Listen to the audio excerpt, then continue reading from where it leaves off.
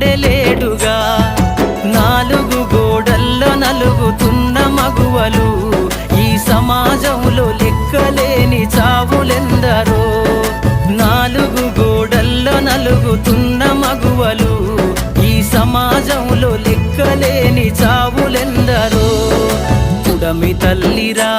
పురుడోస జన్మరా ఆడ బ్రతుకులో నేడు విలువ ఏదిరా ఆడదంటేనే ఒక ఆట బొమ్మలా మృగాల వేటలోన నేడు నలిగిపోయేరా